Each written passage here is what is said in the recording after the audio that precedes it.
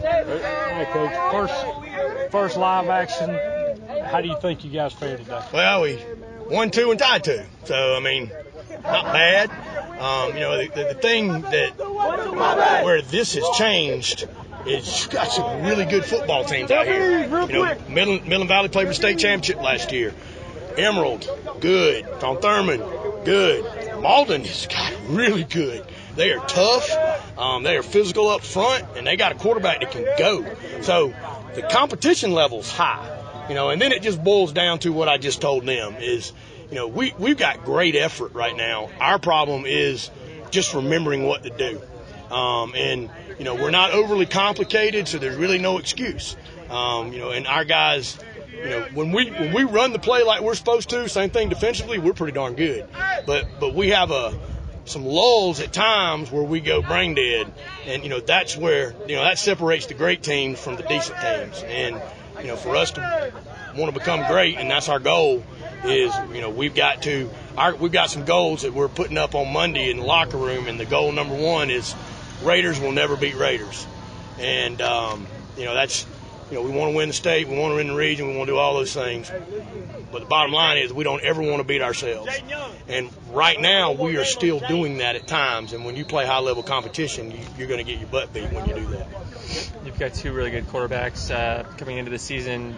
Do you feel anyone today kind of helped separate themselves from? I'm actually going to stay up here this afternoon and watch the tape because I want to go ahead and pull a trigger there. But I think if you watched, you would see. And again, in today's football world, if you don't have 2 that can come in and go, you're in trouble. But I will know by today on who's, because sometimes we look good when it's busted plays, and when we may have not done the right thing, we just got lucky.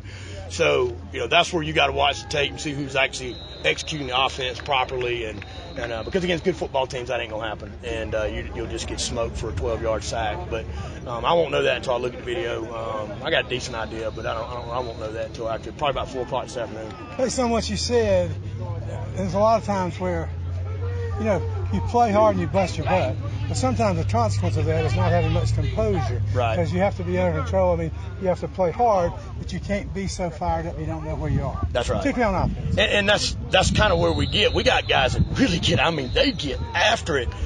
But sometimes that overexcitement, like you just said, leads them to screwing up the play. They get so excited they go the wrong way, or they go so excited and they have ripped these plays, like the ones we ran today, probably over 1,000 times in the last, since January. So there's no excuse for not executing it because their muscle memory, their mental, it should be there at this stage. But, it's a different thing when you're on air and you're in the gym and you're practicing against each other and you got a little brother-in-law going on.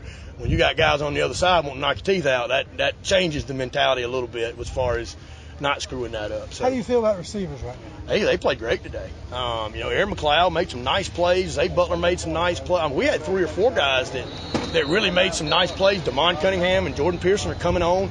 There's a tremendous amount of talent in that group. It's just like Damon. The first time we ran bubble screen, he tried to cut it back inside and he gained a yard. And we worked on that for 3 weeks, him just attacking the sideline, and he gained 40. When they do it right, they've got the talent to do it. There's just not much margin for error. So, not against good teams. But he learned that today, and I bet you $1 he doesn't ever do that again. So, and that's where we're at right now. We're still learning, but those guys have really improved. My guess is that you're going to find a place for the freshman number 28 going to help you. Well, it's rare that a kid at that age is that physically gifted, and typically you don't want a 9th grader to. It's like starting a redshirt freshman in front of a 23-year-old nose tackle that's been in the program for 5 years in college. There's a big difference in strength and size and those type things, but not that boy. Dwayne is physically gifted as anybody we have, and you get one of them guys maybe once every 5-10 years, and it's still, he's used to being the big fish in the little pond, and now he's not. So that's a learning curve in itself, but he definitely has the ability, and we'll see as we move forward whether or not he can stay on the varsity. Now, your next scrimmage, as you say, is going to be over at PC? PC at 5:30. Again, will be us and Goose Creek and Burns, and we're going to actually do a game-controlled scrimmage where there won't be like 6 plays. It'll just be just like a game, kick it off, everything. We'll play Goose Creek a half, Burns a half, and then those two will play each other a half. So that's exciting, getting to go play in a college stadium, and hopefully it won't rain. It ain't rained here in so daggum long. Well, for 2 days it rained a little bit, but hopefully it'll rain will hold off and we'll be able to get that in. All right. Well, good luck to you. Thank you.